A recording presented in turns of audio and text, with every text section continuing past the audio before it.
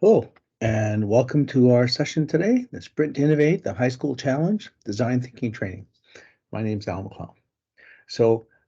I had a 40-year plus year career as a technologist and an innovator, uh, doing jobs like Chief Technology Officer or Director of Technology for companies in technology services, telecommunications, financial services, media, and insurance. The last corporate role I had was Vice President of Innovation for Wellness Insurance, where I started up their practice. And I retired in 2019, and now I volunteer full time. So I do a number of things, more than this, but this is just kind of like some of them. So, for example, I work with various post-secondary institutes like Redwood College, University of Manitoba, University of Winnipeg. I work with the entrepreneurship programs, and I also work with the Faculty of Science at U of M, and also the Department of Business Administration at U of W, and then the ACE space at Red River College, Polytech. I work at North Forge as an entrepreneur in residence, which means I'm part of a team that helps later stage startups scale and become successful. I also work with, as you can see here on the left bottom, Fleet Operate and Outdoor Adventure. These are startups, mostly local, but some outside of Manitoba, that I've been working with for a few years, helping them on their journey. I do some work in corporate innovation, although I would say I don't do that much work in corporate innovation anymore. It's just something I choose to spend less time on. I enjoy working with startups more.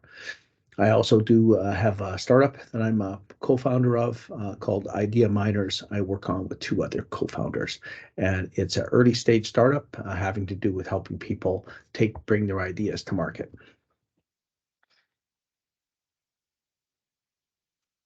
So let's talk about the goals for today's training. So first of all, I'll give you an overview of innovation and design thinking. Second, we'll learn design thinking, and we'll use a case study-based approach. It'll be super fast. Design thinking training, like I said, don't blink. And it is a little bit like drinking from a fire hose, but this is education I've used successfully quite a few times with the Sprint to Innovate program for post-secondary institutes like U of M, Red River College, with instructors, and in the past also with the high school challenge last year. We'll also do some pitch training. So I'm going to do an example pitch based on a case study from the training. And then we'll also do a little bit of pitch training authored by a local entrepreneur and friend of mine called Matt Scobrook. Very cool guy. I'll also leave you with a playbook, like tools and guidance for how to do this in a 24-hour challenge, and also access to a playbook and a toolkit in Teams. So let's talk about innovating using design thinking. And many of the most successful companies and profitable companies in the world use design thinking. Companies like Microsoft and Nike, Lego, Netflix, Apple. I mean, these, as you can tell, this is a who's who of successful companies, and there's much more than this. So if these companies use design thinking to guide innovation and to be successful, that tells you something, right? So when does innovation happen? It happens at the intersection of these three things: desirability, feasibility, and viability. So desirability is about customers, and do they want it? Or even more important, do they need something? Feasibility means, can we build it? Do we have the technology and the capability to build something? Viability is, should we do it? Can we make money on it? Is there a business venture we can create around this? And design thinking says that we go at it and we solve based on the desirability lens first. And then, of course, we make sure that we have these lenses as well, but we lead with the desirability. So let's talk about the stages of design thinking. So design thinking is a structured, creative problem-solving process that enables innovation and positive impact. So it can be used for corporations, it can be used for any organizations, it can be used for social impact, anything it's being used for. It's 5-stage project. So first of all, process. So first of all, you've got empathize, which is where you observe to learn and find stories that can help you understand what customers need. Define is about combining the people's needs and insights you get from the empathize phase to deeply understand the problem. Ideate is about coming up with solutions without constraints, lots of solutions. And a prototype is about building a light version of something to learn, even paper, for example. And finally, testing is about showing customers what you've done, your prototype, and listening for feedback. And the idea, though, is even though this is the process and you should not be skipping any steps, the idea is, though, this is an iterative process. So if you find something out when you're doing the prototyping, you get a new idea, you can go back and work with that at ideation. And certainly when you're doing testing with customers, it can lead you back to a number of different places to do to iterate as well. So it is not just all the way through 5 and you deliver to market. There's iteration that you can do here as well. So it's a process that's very important, and it's not about throwing random things against the wall. So the rules of engagement for design thinking are to make customer the heart of your decisions. Welcome uncertainty and ambiguity, because get used to it, because when you're in this process, you don't know what you don't know, and as you go, you learn as you go along, but you have to welcome it, embrace that. Having a beginner's mindset means don't go into things assuming that you already know what things are. One of the biggest issues people have when they're trying to innovate is already thinking they have the problem solved, that they are the customer, therefore they know what the problem is. And I fall into this trap myself. Be curious. Curiosity is a great attribute. Seek to understand based on that curiosity. You can start with an assumption, of course, but you want to act on information. And then bring your design mindset. The design mindset is all about focusing on the human values. Show, don't tell means that if I just explain a prototype to you verbally, you will have a different idea in your head about what I've just told you. Now, if I show it to you, then we will reach a deeper understanding of what the prototype is. Embrace experimentation means get used to doing things, trying it, failing, trying it again, and just understanding that experimenting is about learning very quickly, and that a failure isn't really a failure. It's an opportunity to learn. So think of those 5 steps, be mindful of the process, but don't be a slave to the process in terms of iterating. You have to go through all 5 steps, but you can come back, you can repeat steps, you can do parts of steps again if you find new information. Have a bias towards action, right? So if you make sure that you're keeping the project moving. Radical collaboration is about making sure that you are working with your team really, really well. Making sure that you're collaborating. And then craft clarity is all about trying to, when you're explaining things, make sure it's very clear so that people understand what you're saying. So here's the design thinking model. This is just a different view of it. And in here, a couple things to talk about. One is, don't fall in love with the solution. And this is the solution space. It's split into 2 pieces. The back 3, ideate, prototype, and test, are the solution space, and empathy and define are the problem space. So don't fall in love with the solution, fall in love with the problem. And what that means is, make sure that you really understand the problem before you start building something, or you will build the wrong thing and waste a lot of money and time. So what happens here is, and you start with whatever the question is, you go out there and start talking to your customers and doing research, and you get all this information. And then what you do is you refine that information down in the define stage, and you come up with really understanding of what the problem is you're trying to solve. Then you ideate for that problem and come up with lots and lots of different ideas. And then, of course, once you've got lots and lots of ideas, you eventually have to select 1 or 2 to prototype. And so that's why this kind of double diamond is here. You're developing lots of information, you're refining it down. Developing lots of ideas, refining it down. And that's the way the design thinking process works.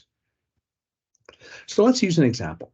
So Bank of America Keep the Change program is a classic example, and it's been used for many years. So in 2004, Bank of America hired design agency IDEO to boost their enrollment numbers. And the question they asked was, how might we encourage new customers to open bank accounts?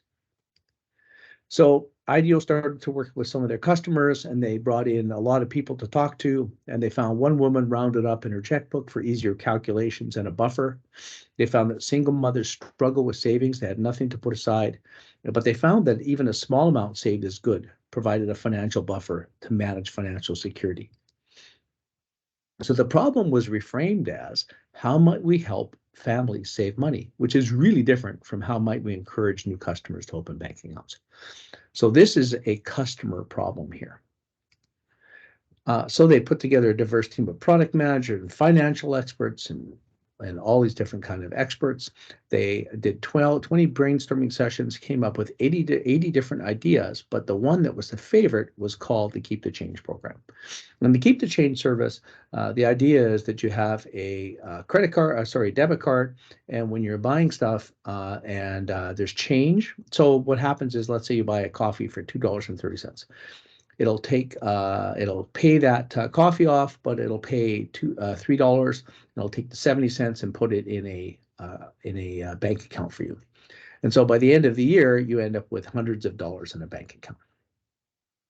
So they created a cartoon video to show the service, and they tested it in an online survey with 1,600 participants, and it tested very well. So they went live with it, and it took off very quickly. The first year, they attracted 2 million customers, and it's since grown to over 12 million, who have saved a total of over $2 billion. And 3 in 5 new Bank of America customers choose to enroll in the program with a 99% program retention rate, which is really high. So your challenges are either, how might we create a more inclusive and welcoming school environment for all students, or how might we better prepare high school students for the transition to post-secondary education? So the interesting thing there from your perspective is, as opposed to being a business challenge like we just talked about with Bank of America, yours is an academic challenge, and you are in the customer pool. Now, you may not be the specific customers that are having a problem related to this, but you are certainly in the demographic. So you have access to yourselves, your team. Maybe you can talk to other high school students, and you can come up with and interview people for this problem. You'll also be aware that there's a lot of different stakeholders that are involved in this kind of work, like high school teachers, post-secondary instructors, potentially parents, post-secondary institutions, students, and there's different kinds. Consider different subgroups of students, student clubs and groups, associations, things like that. The high schools themselves, Department of Education, school board, and probably others. But the idea is, these are different stakeholders, and the students are generally the customers that you're talking about in this case. So just something to think about as you're doing your working on this. So now let's look at the case study that we're going to look at today, and we're to take a look at the problem space first. So our case study is about a company called Vetter, which is a veterinary practice software company. So it helps veterinarians manage their practices. And the question they asked is, how might we convert pet parents to paying customers? So let's do step one here, empathize to understand. So why do you want to empathize? You want to understand what customers care about and identify the real customer problems to solve. Throw away all the assumptions that you have that will stifle innovation, and consider all possibilities for the customer and their needs. From a secondary research perspective, you want to learn the broader context and perspectives, the internet, social media experts. You want to understand the stakeholder groups. You want to look at recent innovation challenges and solutions in this area and others. Get facts and figures you need to understand the context of the challenge. Finally, you want to understand the perspective of the target customer. You want to step into the customer's shoes to feel their experience. You want to observe, engage, watch, and listen. So let's get back to Vetter for a minute here. So first thing we did is we talked to Vetter about their company, and we found out that their veterinary software is used mostly by community vets in their practice, but they see limited value using it with customers the way it is today, and many vets are not digitally savvy in their business, so they don't really use technology that much in their business. And pet parents, they use Vetter as well, but they really use it in a limited way, really for appointment confirmation, and they're non-paying users because they don't get a lot of value out of it. But there's a crisis that's here in pet healthcare today. That's because every year there's more vets retiring than graduating, And while they're creating more spaces in veterinary schools seems like a fix, most provincial governments won't pay, and there's less people enrolling in those colleges anyway. So that's a serious issue. So we spent some more time talking to Vendor and also did other research. And here's some of the insights that we gained. Vetter has the largest Canadian market share for the kind of software it sells. Vetter app has a full pet medical history in the database and APIs as well. The Vetter would like to establish a pet parent community, which is something we'll think about, and that 94% of pet parents consider the pet a family member. 98% of pet parents say their pet improves their quality of life. We increased from 56% to 60% of Canadian households with a pet in the last year. So there's more pets, but there's less vets. Pretty big issue. And there's 5 regional veterinary colleges who provide analog veterinary specialist services that you have to use via email or even worse, by snail mail.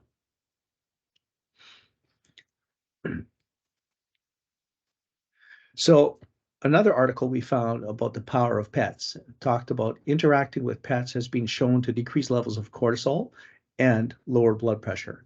Other studies have found that they can reduce loneliness, increase feelings of social support, and boost your mood. So people love their pets. Vetter also gave us some design principles for this challenge. So they said that they want us to make sure we provide value for the pet parents as part of this project, but don't disintermediate vets and pet parents. So don't get in the middle between them and actually hurt the vet's business in any way.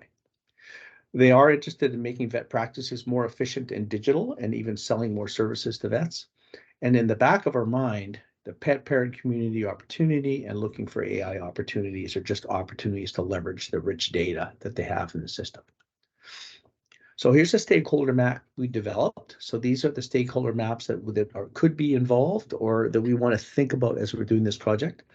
So here this is interest or impact, and this is influence or power. So the ones that are need to be the most engaged are these ones that manage closely with high effort. So the pet parents, vets who are currently Vetter customers, and regional veterinary colleges and third-party pet specialists. And you'll see why. But these are people who are more engaged in the actual, who could be more engaged in the process.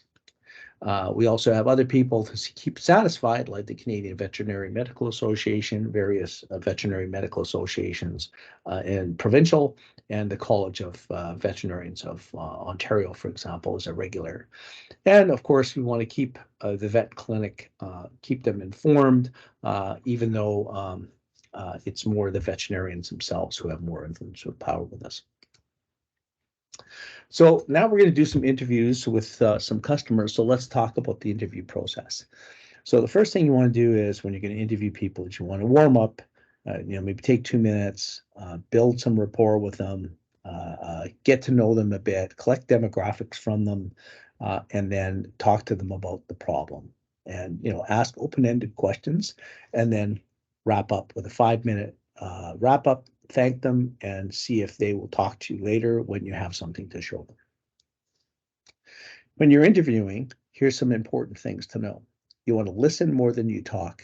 You want to ask open-ended versus closed questions. An open-ended question is one where you're actually asking them to give you more information, something that can't be answered with a yes or no, right?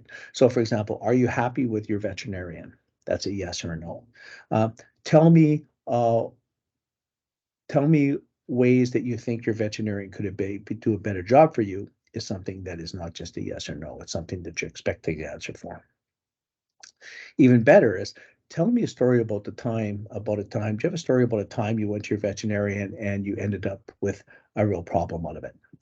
And so you set up your roles and you dump your interview notes into a tool that will show you.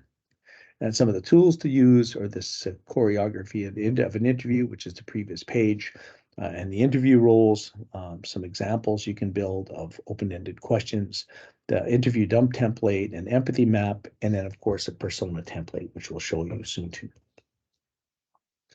So let's talk about dumping the results of your interview. Let's talk about the interview. So we talked to a bunch of different pet parents.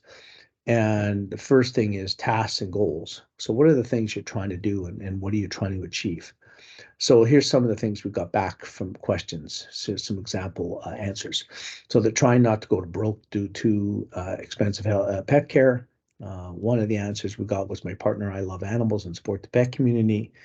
And one is trying to understand the pet's medical condition, their medications and illness, and provide a better quality of life for aging dog and have the pet reach 15 at least with some quality of life.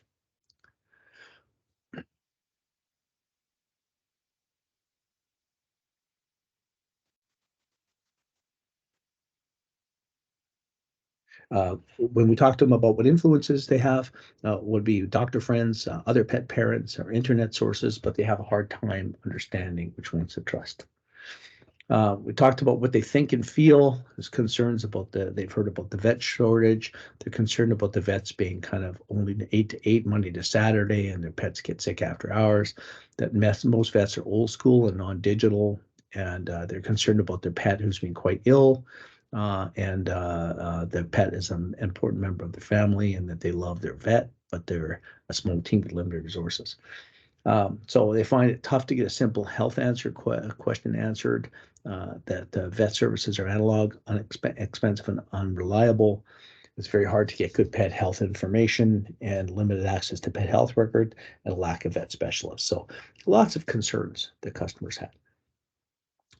And we talked to veterinarians because they're also up in that stakeholder thing, and they're an existing customer. So we want to understand their point of view too.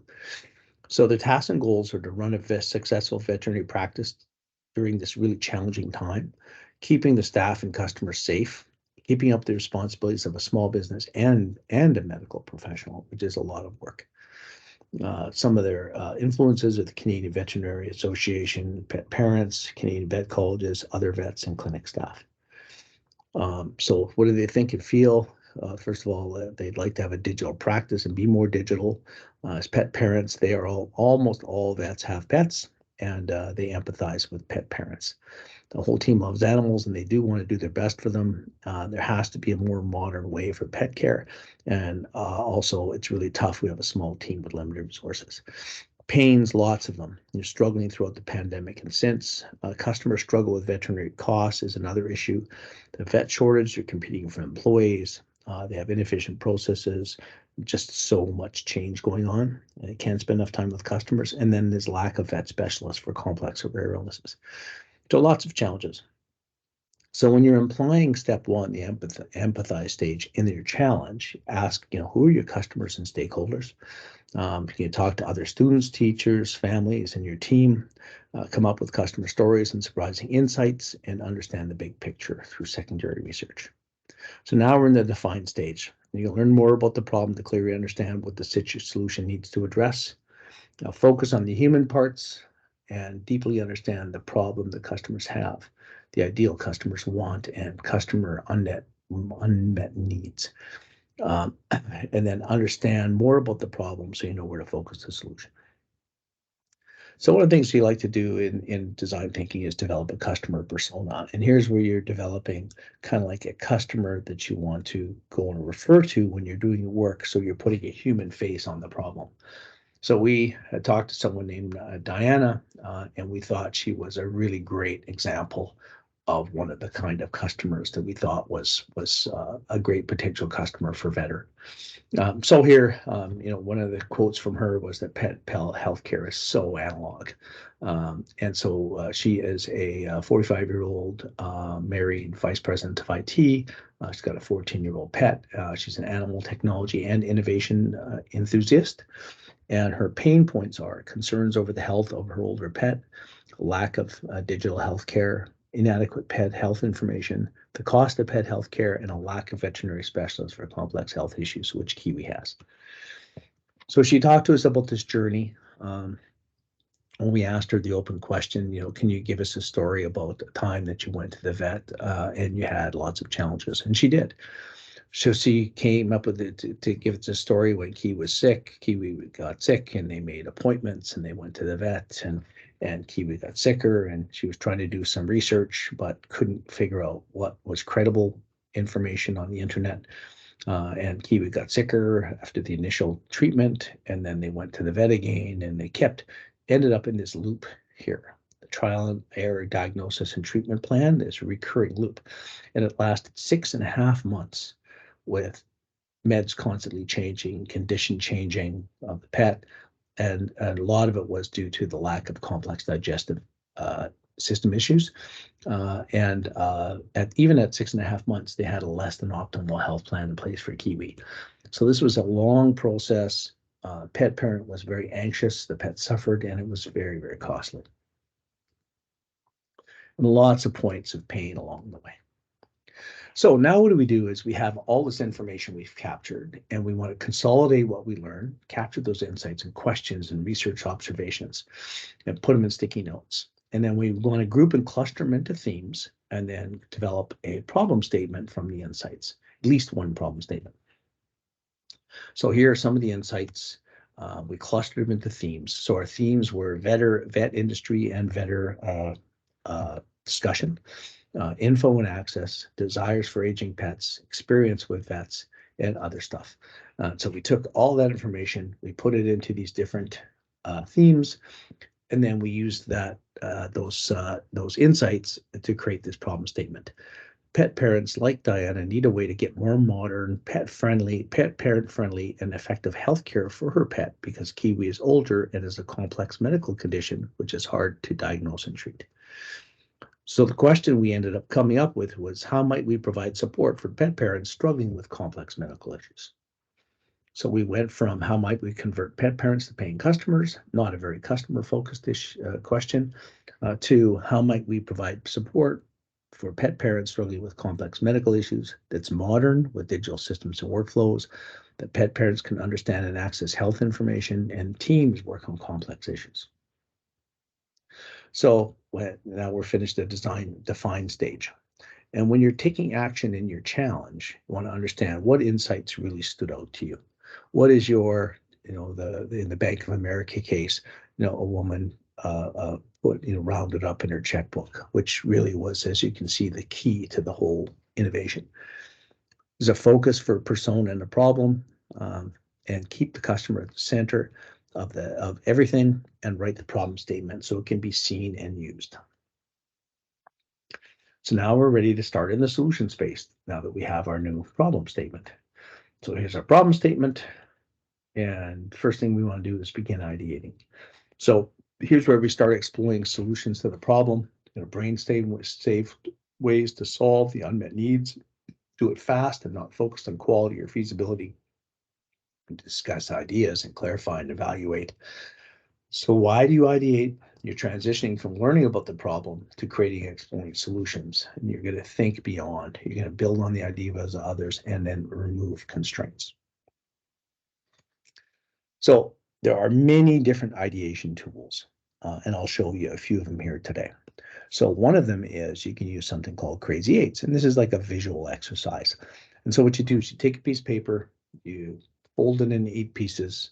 I just used a virtual piece of paper here.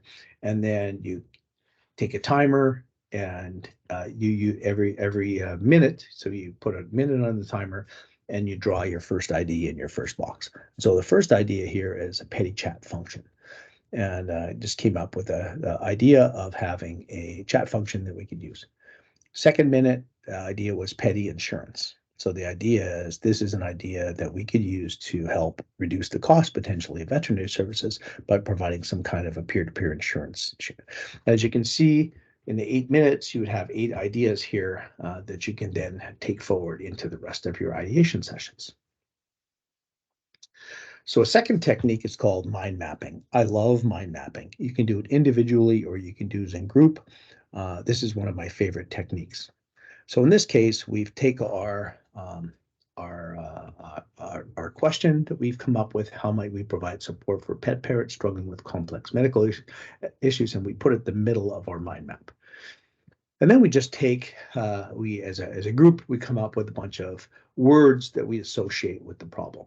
So how might we provide support? Well, the word specialist comes to mind because we heard about it in the insights. Information comes to mind. my pet comes to mind, my vet, and you just come up with these ideas. And so that's the level 1 of the mind map. Level 2 is where you take each of these different things like my pet or specialist, and then you blow them out and you come up with ideas related to that specific category.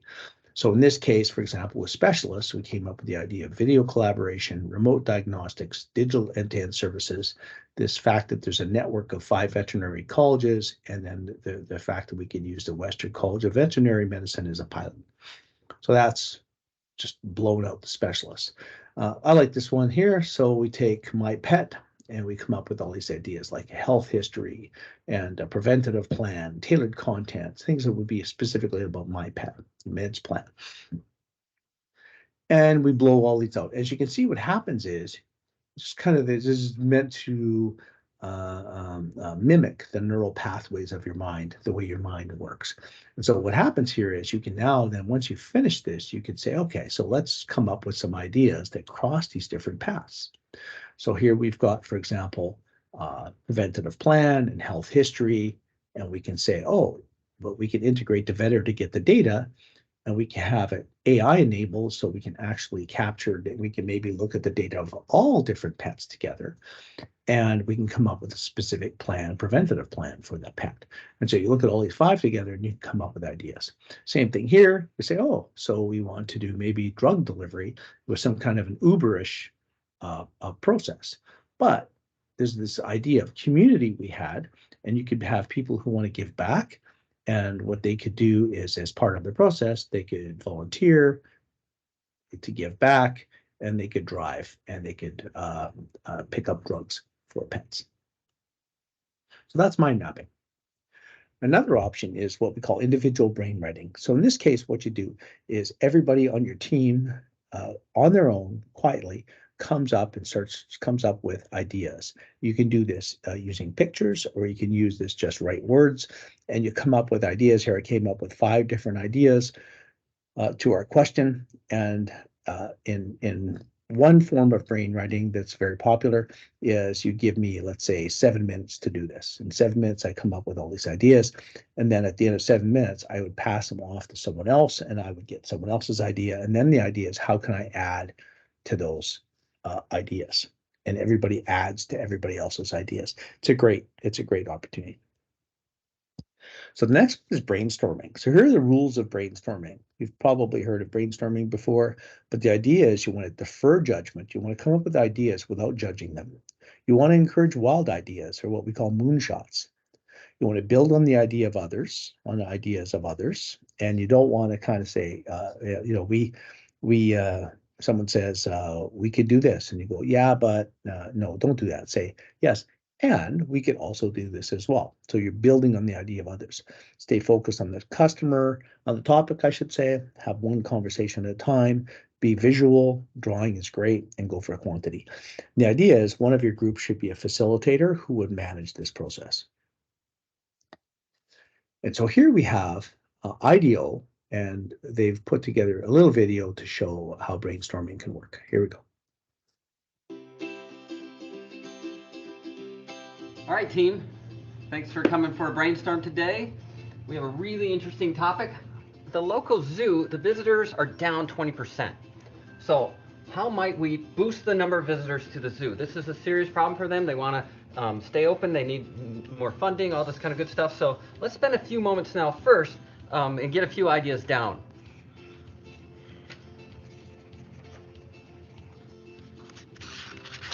Remember, we're going for quantity. Let's see how many ideas we can get. And also, there's so many good ideas out there. Let's push ourselves, try to get closer to the ridiculous. That might be brilliant. All right, so I'll start us off. I had date night. So, and you might hang out with the animals that are in action, if you know what I mean. All right, what else? What else you got? Oh yeah, what do you got? What if we do a dress up like your favorite animal day? So it's like a costume themed thing. Very cool. What about zoo pop-up at places that kids frequent, the mall, school, parks? Home Depot I know has programs for little kids to build like, birdhouses and stuff like that. So it could be all these different crafts, but they're sort of animal lessons, so kids learn. And I have a night camping, so you get to camp overnight there. So let's get a 5 or 10 more.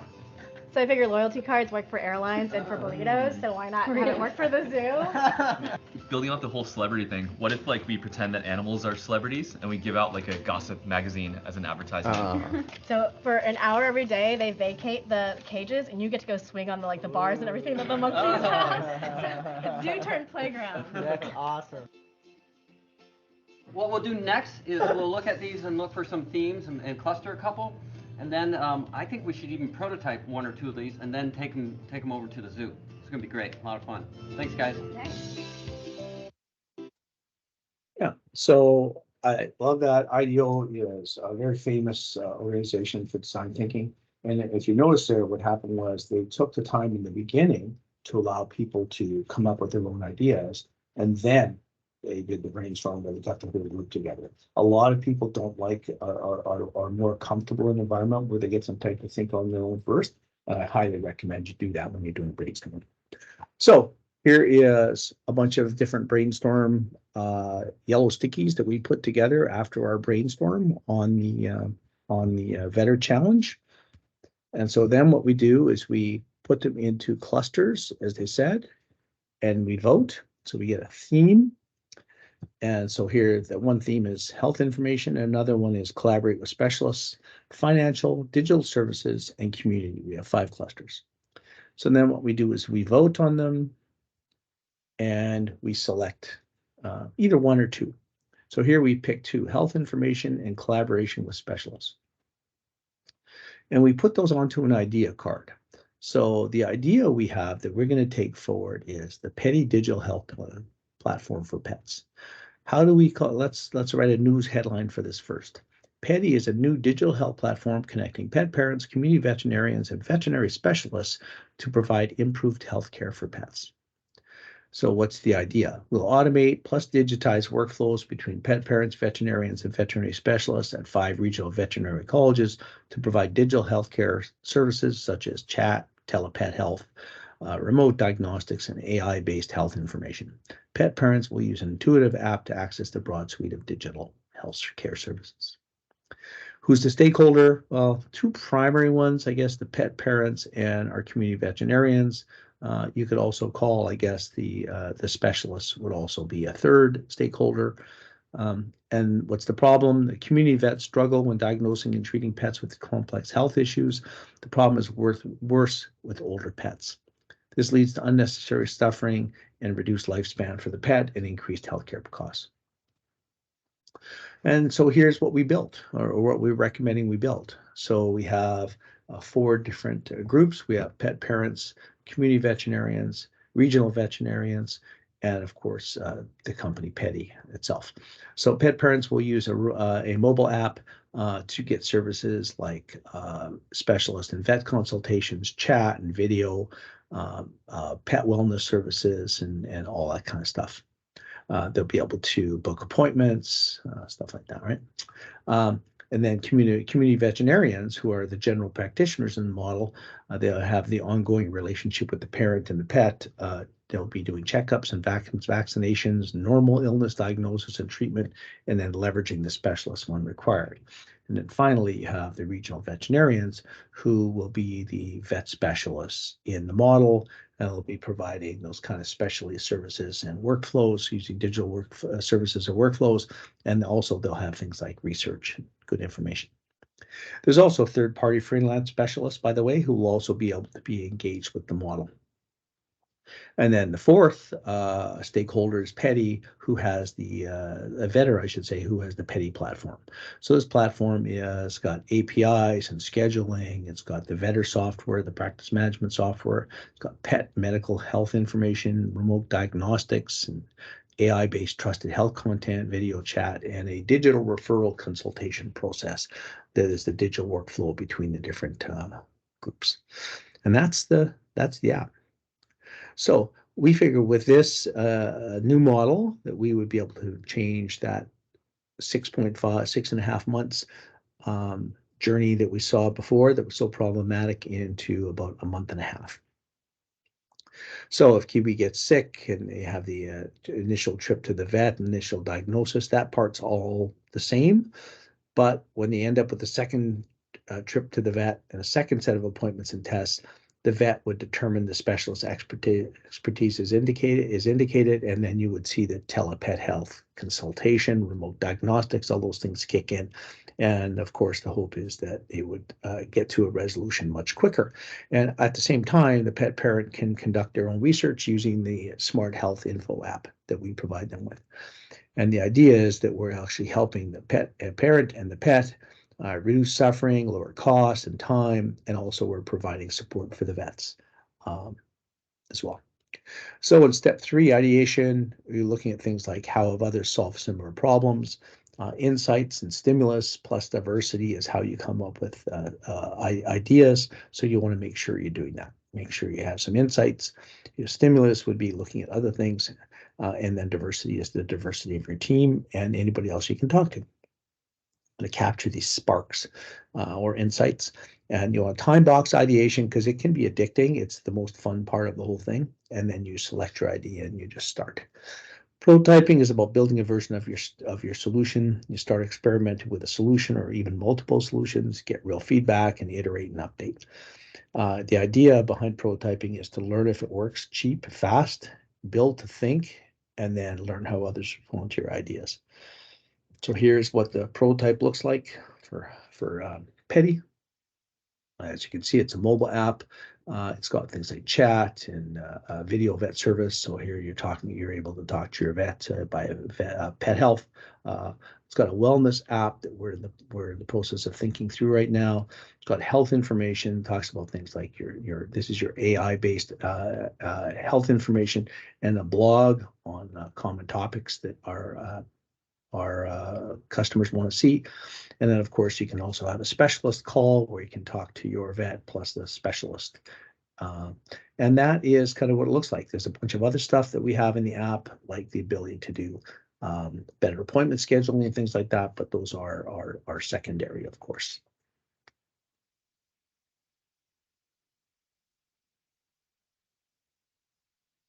Okay, so prototypes for this challenge for you could be paper prototypes, or it could be new experience maps or journey maps. It could be a click-through prototype, or a storyboard, or even a marketing plan or skit. I've had people do skits. So in step 4 to prototype, you want to start rough and refine and polish for the pitch. Prototype the most important elements only. Diagrams and storyboards can be big helps. And finally, easy to use tools like Figma, Sketch, and PowerPoint. So show customers your prototype for when you want to start testing. It's an interactive stage. We're going to get feedback. You want to see what they really think about your idea and flesh out details. And then you want to get feedback on the prototype from the customers. And there's a template I'll show you right away called I like, I wish, what if. And quotes are great. And then judging, of course, is the ultimate test cycle in this challenge. So quick test or feedback. You can ask them, what do you like about it? What do you wish we had in there? And then let them just what if is any ideas, other ideas they would have. And so when you're applying step 5, the test function, you want to test with those same customers you talked with before, if possible. Set up the test during that first interview. You can say, hey, once you get the interview, you can say, come back. Test can be just 1 or 2 questions to validate it meets the needs, and customer quotes can be great in a pitch. So that's it. So let's talk about design thinking in 24-hour challenge. So you get 24 hours, use it really well. You want to time box everything. You want to divide and conquer, assign roles and tasks, communicate clearly amongst your team, keep your commitments to each other and your mentor, and make sure you practice your pitch so you hit 7 minutes. The guidelines, I give you some just information here. So on Wednesday after the training, you want to start with empathize and define. You want to come up with, spend some time doing customer interviews and framing that customer, get a good understanding, and then do the define stage, and you want to write a problem statement about it. Later, after that, you ideate, spend an hour, no more, and come up with your ideas and grab that first idea. Next, you want to break into 2 groups. One group doing prototyping and the other group doing the pitching. And then Thursday, of course, you have the chance to refine your pitch and kind of fix everything up and be ready for the pitch competition. How to use your mentors. You want to ask for the guidance you need. Be upfront about the challenge you're having. They're not going to judge you. They've been through this before. Establish how to reach them outside of scheduled check-ins if possible. Mentors can't give you the answers, but they should ask provocative questions to get you thinking, and they won't produce anything for you, but help set a path forward. That's it. Good luck. Happy making.